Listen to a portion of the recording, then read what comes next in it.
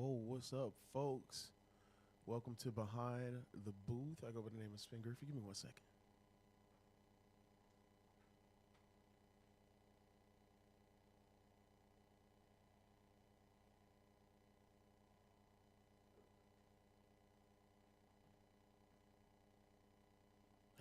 All right. So, welcome to Behind the Booth. We are back. This is a weekly DJ show where we talk all things DJ. I go by the name of Spin Griffey. Um, so if you don't know, we used to do this maybe a couple years ago. Things fell off, but we back at it, and I'm glad to be back with it and with you guys today. Damn it, it's not showing me on Instagram for some reason. But anyway, I'm here, man. So we got a couple things we're gonna talk about today.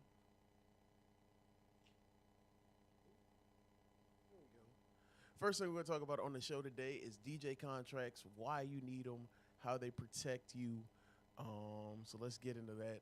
I always recommend that you get a DJ contract.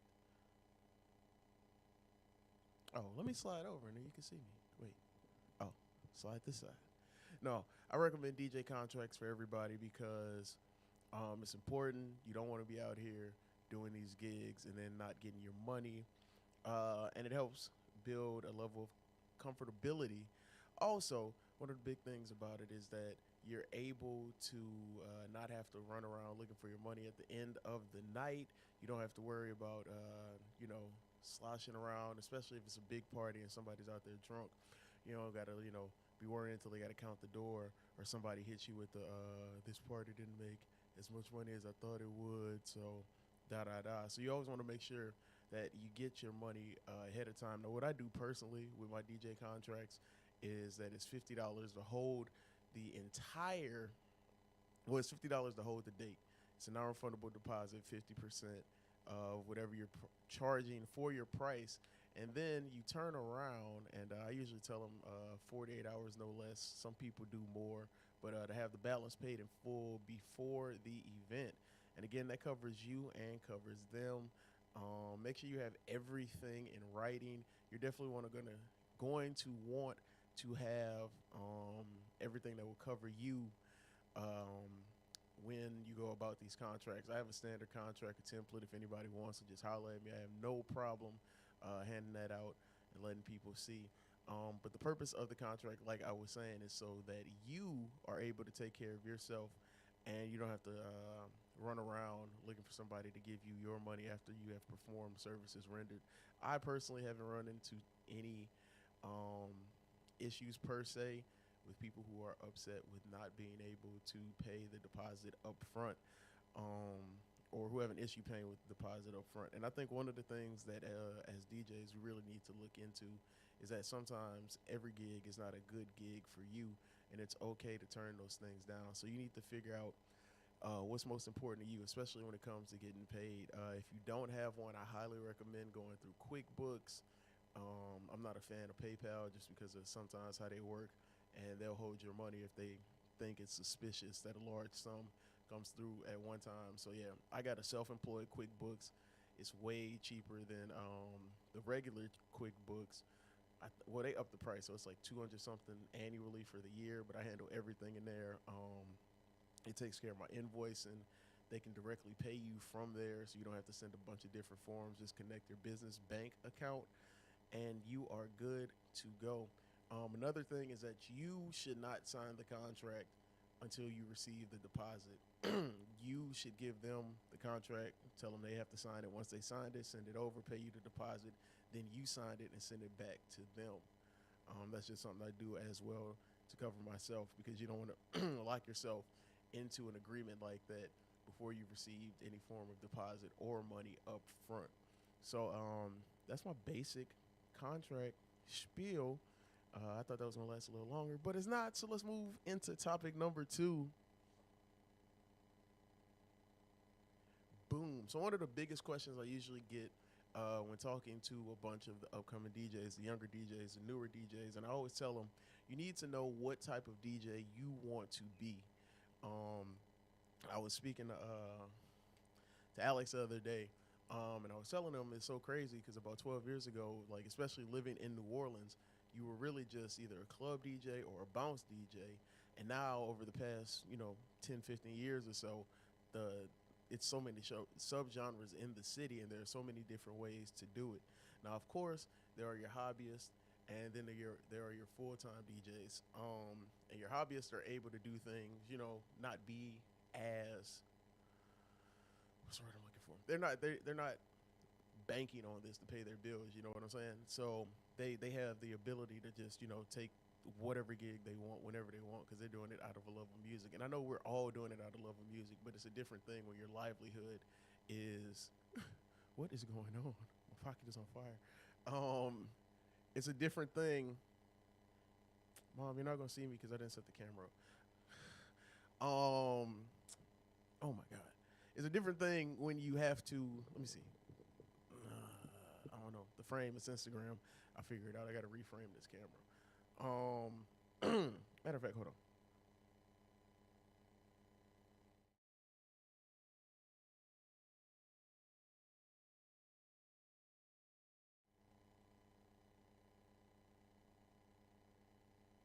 There we go. That should be much better. Jeez. All right, that should be much better. Um, as I was saying, man, one of the things that you need to do is determine what type of DJ it is that you want to be, because that's important not only for how you present yourself and your brand and your business, but it also helps decide what type of events you want to do moving forward as a career. We've all taken the open mic gigs to get our name out there, and I've been lucky to have evolved from doing like the house parties and the school dances, which I still do school dances because I think that's important to keep up with the music the kids are listening to. But yeah, I do that. And then I've decided that I want to be more of a corporate, um, especially events DJ, just because it's better for me. So I guess I'll break down the different types of DJs they have. So there, of course, is your house party DJ. These are the people that usually go to people's houses, set up. Maybe you're doing like a family barbecue, graduation party. Quick 3 4 hours, making a couple $100, and you're done for the night.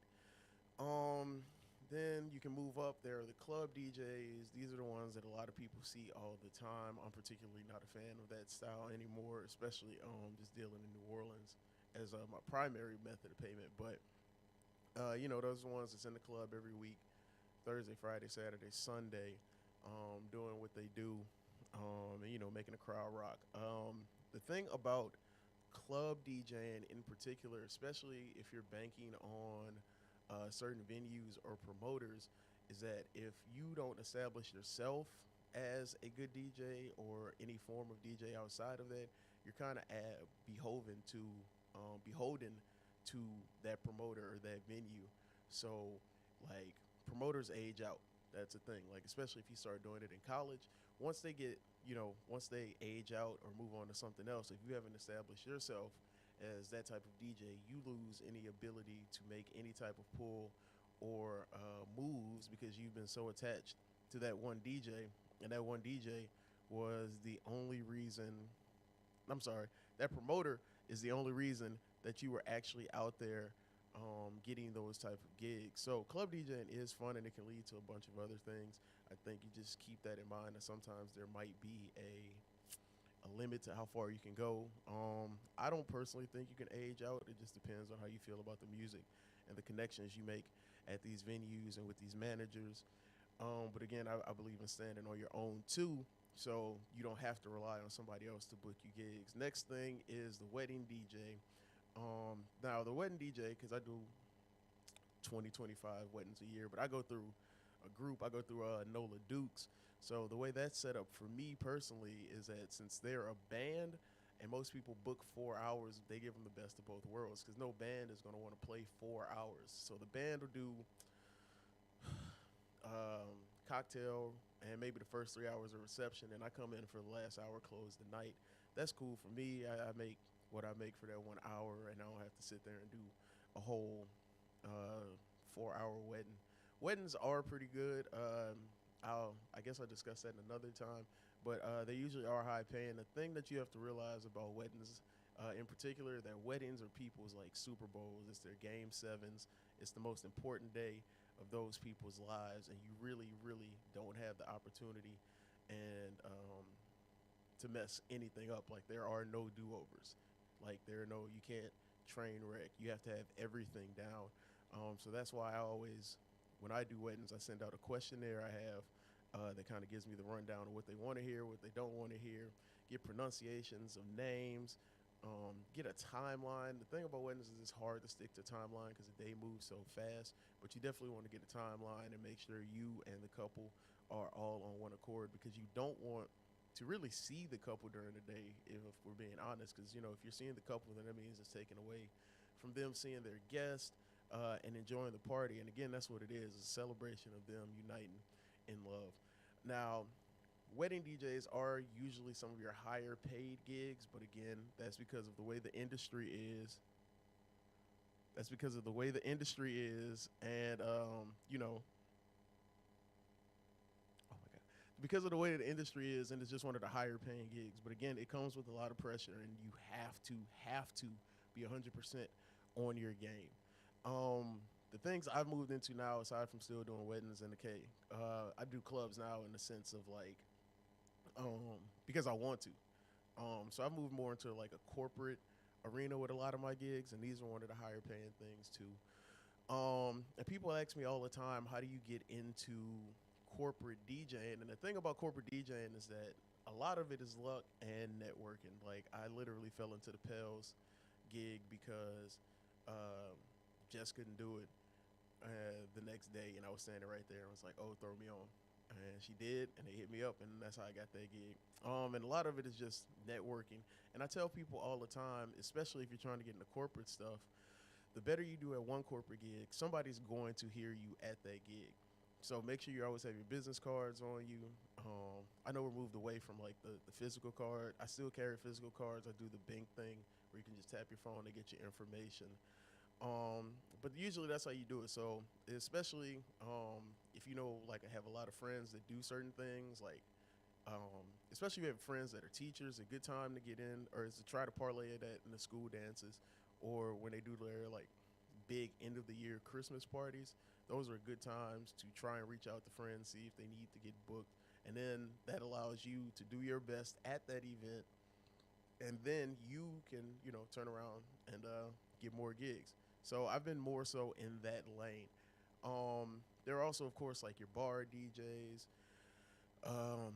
your parade DJs, which I'm not a fan of doing that. They're the college DJs at the college bars, which kind of is the club thing. They're your festival and touring DJs. That's a whole nother lane. If you're going out on tour, you're working with an artist. You and that artist have to have synergy and just be good because that takes a lot of personality and mic work. You work in a crowd.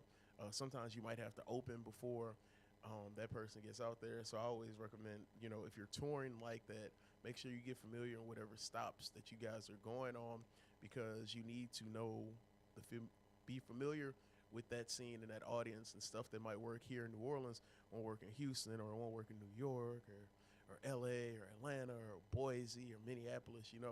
So always be open and learning to what the scene is, especially when you do club and tour DJing.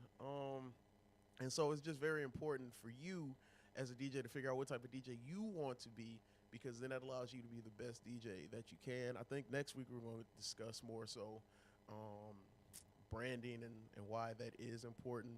But today I just want to give, the different types of DJs. I'm sure I left some stuff out. But yeah, that's basically it. The type of DJs. Make sure it matters to you because that's the type, I don't want to say you're going to get locked into a lane. I think one of the best things about me is that I can do so many different type of parties and you really want to be versatile in the type of DJ you are. So try your best to try everything at least once before you say you don't like it because you need to figure out what works best for you because I know some people that do corporate gigs and I know some people that are strictly wedding DJs and all they do is book weddings. So they're going through like 3-4 weddings, a week. And, it has its slow ups and slow down. So also if you do these venues, like these event venues, make sure you just get contact information, exchange with the manager. Again, I think the business side of this is so important, and we're definitely gonna have a show just talking about the business aspect of what it is to be a DJ and how, like, at this point, the DJing is probably 10 to 15% of what you actually do, especially when you go full time. All right, so we broke down the type of DJs. There's your club DJ, your touring DJ, corporate events, wedding. I'm sure I'm missing a bunch of other stuff, but those are to me the four big main ones. And finally, since we're talking about this, let's get into beginner DJ gear. So I always say this, that DJing is a huge financial investment. Um, the barrier for entry has definitely broken down a lot, especially since I started. Like, I wish they had like $200 controllers back in the day. So this, see my screen right here? It's not really, but this is a Rev One. This is about a $250 board. I recommend this or something around this price range for people who are interested in the game or just want to mess around. Because it's not that high of an investment, and it will allow you to learn some of the basics with Serato DJ Lite, I think it comes with. So you can learn that, get familiar with it, and then the more you get into learning everything, if it's something that you really want to do, then that's when you start upgrading and putting more money into everything. But I think some of the gear that you need as a beginner DJ, especially if you're going out and doing gigs, you need a board. So your board's gonna run you about $250. You need a laptop for sure, depending on what you do. I'm not an Apple person, but a lot of people love Macs. God knows why I don't. So you definitely need a good computer, especially now with the way Serato is with stems. You really need about I'd say about 16 gigs of RAM. You can SSD. I'm still super old school, so I got an external SSD that I got in mind because I'm rocking a Dell Inspiron right now. It's almost time to upgrade that joint. You need a mic. You can get a wired mic, like a Shure mic for maybe 100, 125 bucks. Definitely get some speakers. I always recommend. I'm older, so I don't like carrying stuff anymore. So I got a pair of. I'm gonna do a studio tour too. I got a pair of QSC 10s that are perfect for most venues. If you're hitting about 100, 150 people, they're loud, they're lightweight, they're compact. You need your stands. You need what's the other stuff? You need about a bunch of different length XLR cables. I recommend getting you a couple six footers, a couple 12s, probably like 3 or 4 25s, maybe 250s. I'm trying to think what else. Get a laptop stand if that's your thing. A solid pair of headphones. Some people don't like investing in the headphones. I got an old pair of like Sony over the ears that I was using in the gym, and now I just use them to DJ with.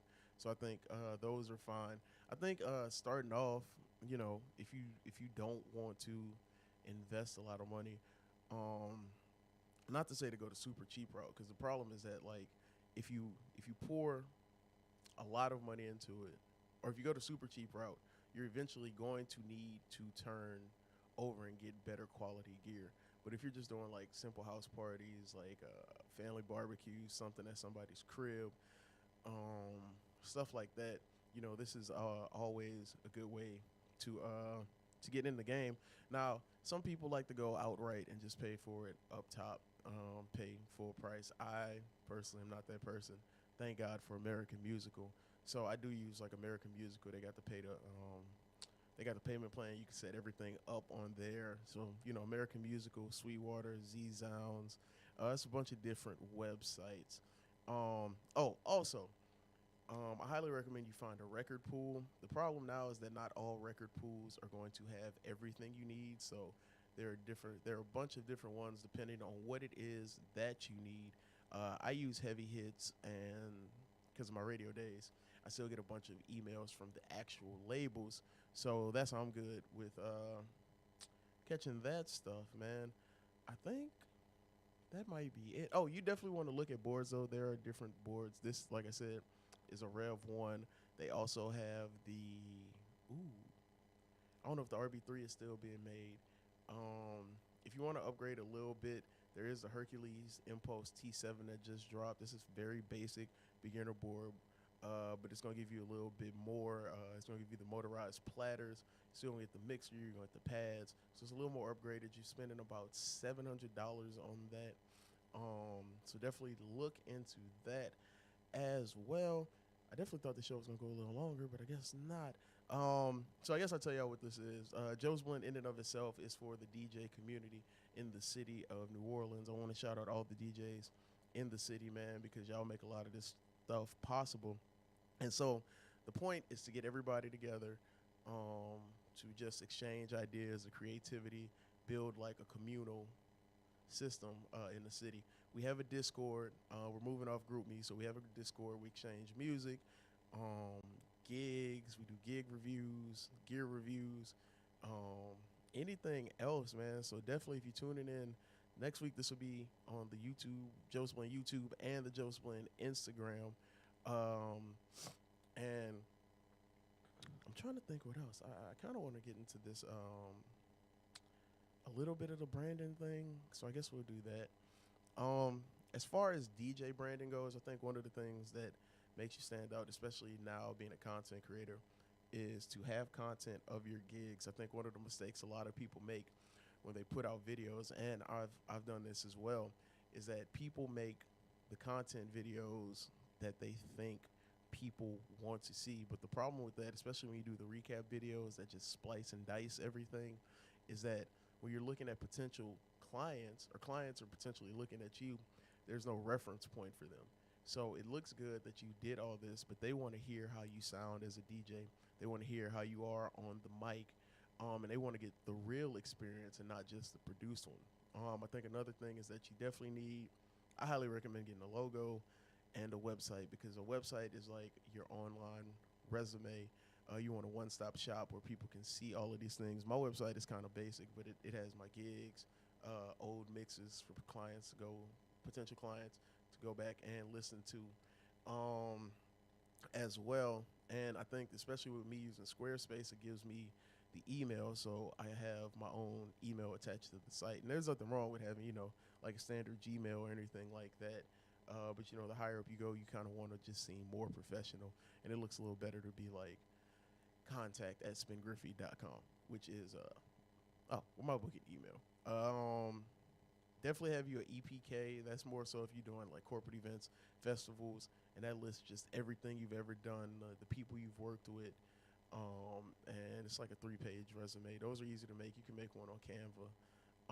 It's just so many things out here, and yeah. So usually we're gonna have, hopefully, in the future, we're gonna start talking to more DJs, because I do want to get more DJs on here to interview and talk to them about that and stuff like that. I was going to do a mix show, but then I was like, I already got 2 mix shows, so I don't want to add a third in the middle of the show. But I am here. Holla at your boy. Spin Griffy on everything. We'll be back Wednesday for Spin Cycle on the same channel. Saturday morning, Clean the Music. Back with another episode of Behind the Booth. Oh, shit. Next Monday, 10 a.m. We'll probably be a little bit more prepared so we can go a little bit more longer form in the content and the conversations. But yeah, those are the three main things I wanted to go over today. So definitely, again, have your contracts in order so you don't get messed over when it comes to getting paid. If they try to tell you they can't pay you. Oh, also have a act of God clause in your contracts. What that does is basically it takes care of anything that happens that is out of your control. So like severe weather storms, like earthquake, mudslides, hurricanes, something. I usually just tell them we can, because the deposit is not refundable, I usually tell them that we can come back and, reschedule the date, whatever works for them. So yeah, today we talked about contracts. We discussed what type of DJ you want to be, and we talked about beginner DJ gear. We're going to go on all of those things, I think, a little bit more in depth, because I do think those are all important. If y'all got any questions, comments, concerns, holler. Oh, let me see, because I see people on Instagram, but I can't see nobody on Instagram because I'm on my Let me see what you guys are saying. If anything. Oh, okay. There's nothing there. I really hate this Instagram live thing because it makes you you know, not be able to do what you want to do. But anyway, man, that is this week's show. I go by the name of Spin Griffey. Appreciate y'all for tuning in. If you got any other topics you want to discuss, let me know. If you want to get on the show, we can set that up with the interview as well. We'll be here every Monday at 10 a.m. around the same time. I'll be more enthusiastic because I'll have my tea or coffee or whatever. And it's going to be a good time. So appreciate y'all for tuning in. And Spin Griffey on everything. For everybody who likes the mix show, I will see y'all Wednesday for Spin Cycle. Don't forget Friday nights, I'm at Chow for Spotlight Fridays. R&B Picnic March 2nd. 4th annual Where My Girls At anniversary party coming up. You have a great day, man, and crush your gigs this week. I'll holler at y'all in a week. Peace.